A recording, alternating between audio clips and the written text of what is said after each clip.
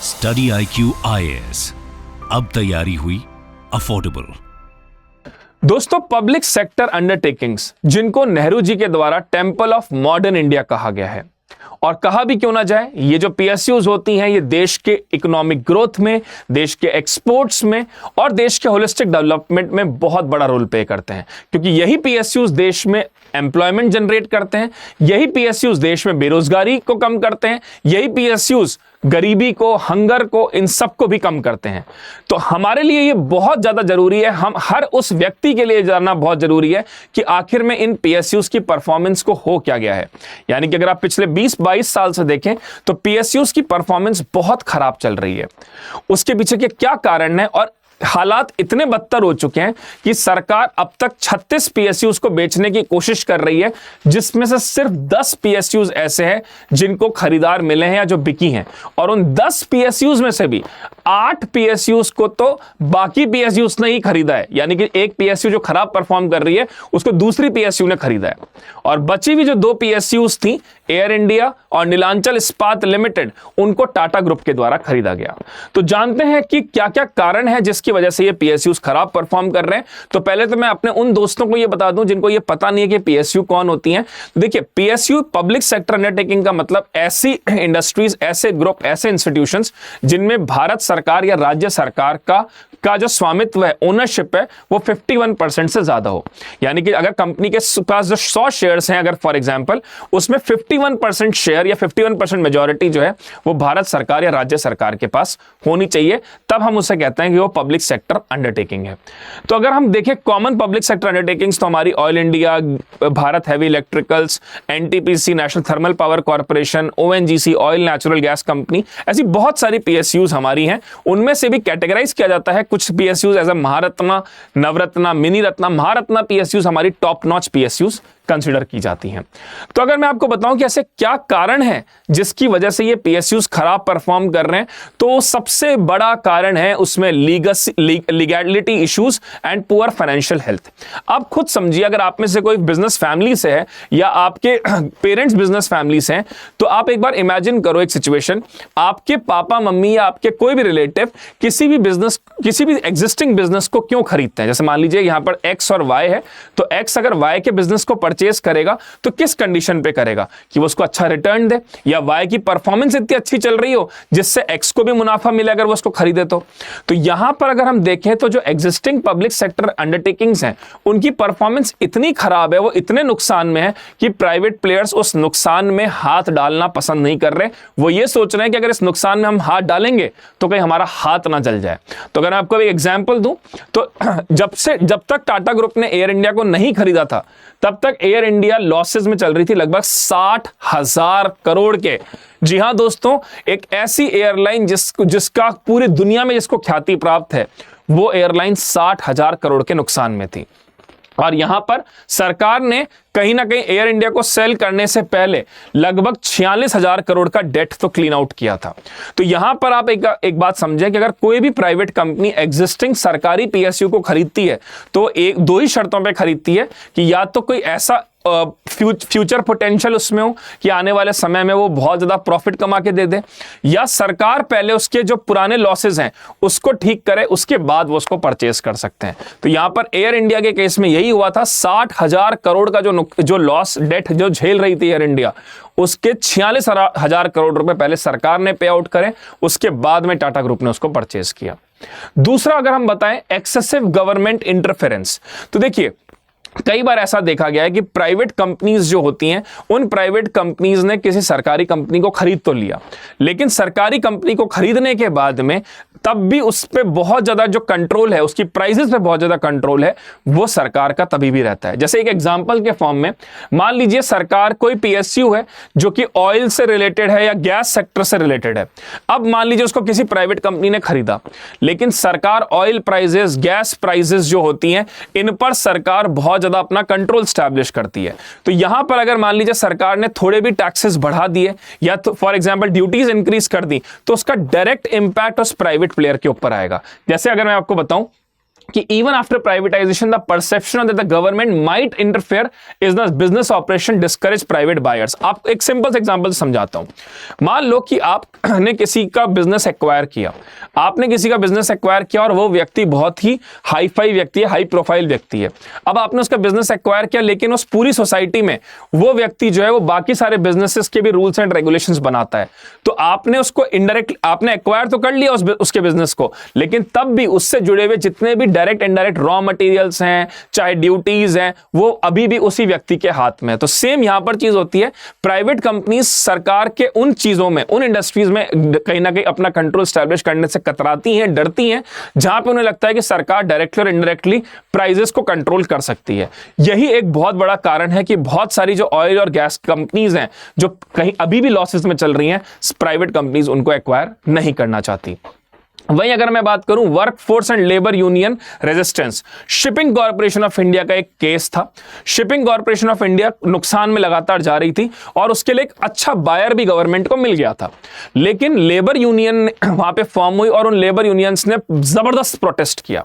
ये प्रोटेस्ट किया कि हम अगर ये प्राइवेटाइज हो जाएगी तो हमको जॉब से निकाल दिया जाएगा, हमारा सिक्योरिटी ऑफ टेन्योर जो है, जो सिक्योरिटी होती है हमारी जॉब सिक्योरिटी, वो खतरे में आ जाएगी, हमारे पे कट्स होंगे, हमें बोनसेस नहीं मिलेंगे। और इसके कारण हजारों जो एम्प्लॉइज थे शिपिंग कॉर्पोरेशन ऑफ इंडिया के, वो धरने पे बैठ गए। कारणवश सरकार को अपना डिसीजन वापस लेना पड़ा और आज भी अगर आप देखें तो शिपिंग कॉर्पोरेशन के बहुत सारी चीजों में सरकार नुकसान झेल रही है। और अब खैर भारत सरकार ने इसको रीइन्वेंट करने की कोशिश करी है, लेकिन अगर आप सोचिए कि उस जमाने में अगर ये shipping corporation of India sell out हो जाता तो शायद आज भारत ग्लोबल शिपिंग इंडस्ट्री को डोमिनेट कर रहा होता। वहीं अगर हम देखेंगे अभी भी टॉप 10 ग्लोबल शिपिंग इंडस्ट्रीज में हिंदुस्तान की परफॉर्मेंस बहुत कमजोर है। तो ये एक और बहुत बड़ा कारण है कि वर्कफोर्स और लेबर यूनियन रेजिस्टेंस जो होता है वो कहीं ना कहीं इस पीएसयूज के लिए एक बहुत बड़ा रोल प्ले करता है, जिसकी वजह से पीएसयूज सेल आउट नहीं हो पाती। चौथे बड़े कारण वैल्यूएशन मिसमैच। अब देखिए वैल्यूएशन मिसमैच की अगर मैं बात करूं तो वैल्यूएशन मिसमैच में क्या होता है मैं आपको समझाता हूं एक बात। कई बार ऐसा देखा गया है कि कोई पब्लिक सेक्टर कंपनी है, अब वो पब्लिक सेक्टर कंपनी जो है उसका वैल्यूएशन मान लीजिए एक जमाने में बहुत ज्यादा हुआ होता होगा। जैसे हम कई बार ऐसे नहीं कहते कि यार ये प्लेयर एक जमाने में बहुत बड़ा प्लेयर हुआ करता था, लेकिन आज उस प्लेयर को अगर आईपीएल में हम सेल आउट करें तो उसको शायद कोई खरीदे भी ना। क्यों? क्योंकि उसकी वो पास्ट परफॉर्मेंस ऐसी थी जिसकी वजह से वो बहुत बड़ा प्लेयर माना गया। बट जो मॉडर्न टाइम होता है, जो प्रेजेंट टाइम होता है, लोग उसको देखते हैं। सब कहते हैं ना कि उगते हुए सूरज को प्रणाम किया जाता है, तो वो उगता हुआ सूरज जो है वो कहीं ना कहीं आज की परफॉर्मेंस है। तो कई बार ये देखा गया कि जो पीएसयूज हैं उनका वैल्यूएशन सरकार इतना ऊपर लगा देती है तो कहीं ना कहीं प्राइवेट प्लेयर्स को लगता है कि भाई मैं इसमें पैसा क्यों इन्वेस्ट करूं, इससे अच्छा मैं किसी और इंडस्ट्री में पैसा इन्वेस्ट करूंगा जहां से मुझे रिटर्न ज्यादा मिलेगा। ऑलरेडी ये ऐसी इंडस्ट्री है जो नुकसान में, चलो मैं इसको खरीदने को भी तैयार हूं, मैं इसमें कुछ ना कुछ री इन्वेंट करूंगा, टेक्नोलॉजी में चेंज करूंगा, कुछ रिफर्बिशमेंट करूंगा तो मैं प्रॉफिट निकाल लूंगा। लेकिन सरकार ने उसका वैल्यूएशन इतना ऊपर रख दिया कि पहली बात तो कॉस्ट रिकवरी इंपॉसिबल है, साथ साथ में प्रॉफिट जनरेट करना तो भूल ही जाइए। तो ये एक और बहुत बड़ा कारण होता है। जो बीपीसीएल के केस में हुआ, गवर्नमेंट ने इतना ज्यादा बड़ा प्राइस रखा कि भाई तो, लेकिन प्राइवेट प्लेयर्स को लगा कि नहीं सर इसकी आज की प्राइस के हिसाब से वैल्यूएशन दीजिए ना। तो आज की प्राइस के हिसाब से वैल्यूएशन काफी कम था, बट सरकार टस से मस नहीं हुई और प्राइवेट कंपनीज ने फाइनली उसको लेने से मना कर दिया।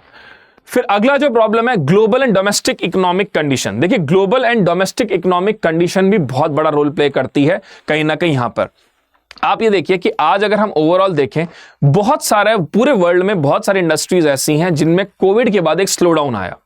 तो जहां पर स्लो डाउन ज्यादा है, या हम जिसको हम कहते हैं के शेप इकोनॉमी, तो के शेप इकोनॉमी में क्या होता है, कुछ सेक्टर्स तो बहुत अच्छा परफॉर्म करते हैं, लेकिन कुछ सेक्टर्स ऐसे होते हैं जिनकी परफॉर्मेंस लगातार डिप होते जा रही है। अब आप एक चीज खुद समझिए कि कोई प्राइवेट प्लेयर जो कि मुनाफे के लिए ही धंधा करता है, उसको अगर ये पता है कि यार इस इंडस्ट्री की ग्रोथ इतनी सर्टेन दिख नहीं रही आने वाले 5-10 सालों में, तो why should I invest in that. अब बहुत सारी पीएसयूज ऐसी हैं जिनकी आज पॉपुलैरिटी उतनी नहीं है, जिन सेक्टर्स में वो काम कर रही हैं वो ओल्ड और रिडंडेंट हो चुके हैं। तो ऐसे में अगर सरकार उनको बेचना भी चाहती है तो भी उसके लिए कोई ग्राहक नहीं मिल रहा है। उसका कारण यह है कि private sector players know that कि people have less interest over this domain. That is the reason they find this कि कहीं ना कहीं यहां पर डोमेस्टिक और ग्लोबल डिमांड ही नहीं है, तो भाई इसको परचेस करके करेंगे क्या। फिर अगर हम अगली बात करें सेक्टर स्पेसिफिक चैलेंज, अब देखो सेक्टर स्पेसिफिक भी कई ऐसे चैलेंजेस हैं। कुछ इंडस्ट्रीज ऐसी हैं जो बेहतरीन काम कर रही हैं, कुछ इंडस्ट्रीज ऐसी हैं जिनकी अब आप देखें तो ना तो उनके पास इतना कोई टेक्नोलॉजी में उन्होंने इन्वेंट किया है, वही पुरानी टेक्निक पुराने चीजों का इस्तेमाल वो कर रहे हैं। एक example cement corporation of India. अब जिस हिसाब से भारत में सीमेंट के लिए नई नई कंपनीज आ रही हैं, चाहे वो वंडर सीमेंट हो, बांगर सीमेंट हो, आप अगर ओवरऑल देख अल्ट्राटेक सीमेंट हो, इनके पास जो क्वालिटी है, ये जो टेक्नोलॉजी का इस्तेमाल कर रहे हैं, जो रॉ मटेरियल इस्तेमाल करते हैं, वो A1 क्वालिटी का होता है। वहीं अगर आप देखें सीमेंट कॉर्पोरेशन ऑफ इंडिया जो है वो अब बंद हो चुकी है। उसका कारण यह है कि उसने अपने आप को रीइन्वेंट ही नहीं किया। अगर आप समय के साथ खुद को नहीं बदलेंगे तो समय आपको बदल देगा। यही केस हुआ नोकिया के साथ में, यही केस हुआ कोडैक कैमरा के साथ में, और यही केस हुआ सीमेंट कॉर्पोरेशन के साथ। If you don't change with time, someone will kick you out of that force। तो ऑर्कुट के साथ भी ये होता है, तो फेसबुक आया। तो आप देखो सारी जो प्रॉब्लम्स हैं वो कहीं ना कहीं डिक्लाइनिंग और अनकॉम्पिटिटिव इंडस्ट्री जो होगी उसको कोई नहीं परचेस करेगा। ठीक है, जितना ज्यादा आप समय के हिसाब से अपनी चीजों में बदलाव करेंगे उतना ही ज्यादा आप अपनी वैल्यूएशन को इंप्रूव करते हैं।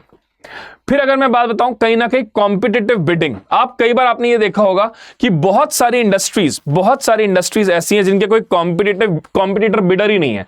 यानी कि अगर आप ओवरऑल बात करें, देयर आर मेनी इंडस्ट्रीज जिनके कोई एज सच कॉम्पिटिटिव बिडर्स ही नहीं है, because people find them less interested. लोगों को लगता है यार इसमें परचेस करें, क्या इसके अंदर पैसा पुट इन करें। देखिए, आज का जो व्यक्ति है, आज का जो इंडिविजुअल है ना, वो अपना 1 रुपए खर्च करने से पहले भी 10 बार सोचता है। वो ये सोचता है कि अगर मैं 1 रुपए खर्च करूं तो कम से कम 2 या 3 रुपए कमाऊं।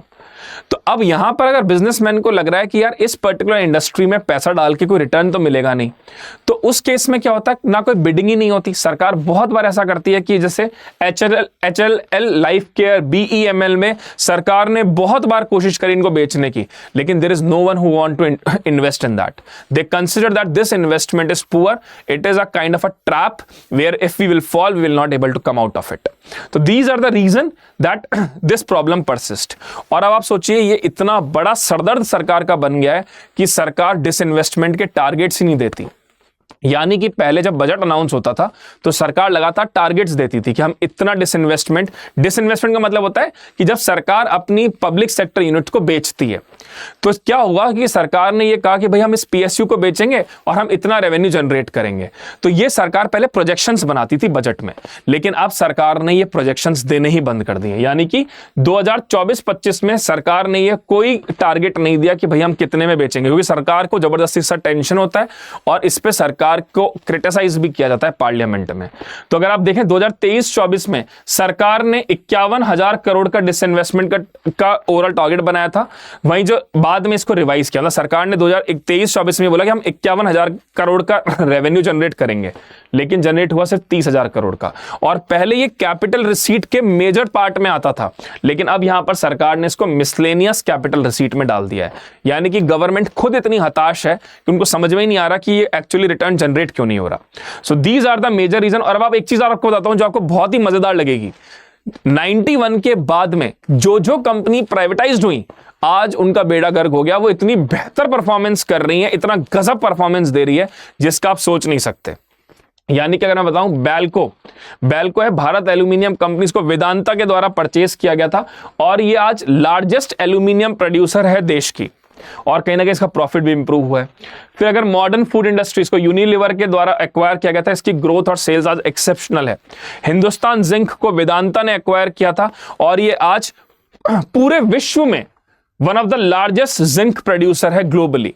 तो अभी देखिए, जब प्राइवेट प्लेयर्स ने इनको एक्वायर किया तो इनकी परफॉर्मेंस में 4 चांद लग गए, क्योंकि एफिशिएंसी, स्किल, बेहतरीन इंफ्रास्ट्रक्चर और बेहतरीन तरीके से प्रोजेक्शन की वजह से ही आज ये कंपनीज देश दुनिया की टॉप कंपनीज में गिनी जाती हैं। तो दोस्तों, इस क्वेश्चन को अटेम्प्ट करिए और मुझे बताइए कि इसका सही आंसर क्या होता है। भारत में पब्लिक इन्वेस्टमेंट का जो डिसइन्वेस्टमेंट जब हम करते हैं उसके लिए जो एजेंसी रिस्पॉन्सिबल है उसका नाम है दीपम। तो आप इस क्वेश्चन को अटेम्प्ट करिए और मुझे बताइए इसका सही जवाब क्या है। साथ साथ में आप मुझसे टेलीग्राम पे भी जुड़ सकते हैं by scanning this or by finding this ID, and you can also join me with Instagram। और दिन में 2:30 बजे मंडे टू सैटरडे आप इकोनॉमी करंट अफेयर्स की क्लास जरूर देखिए इसी चैनल पर लाइव सेक्शन में, और कमेंट में मुझे लिखकर जरूर बताइए क्या इन PSUs का परफॉर्मेंस अब सुधरेगा या नहीं। Thank you so much guys, take care. Study IQ IAS, अब तैयारी हुई अफोर्डेबल।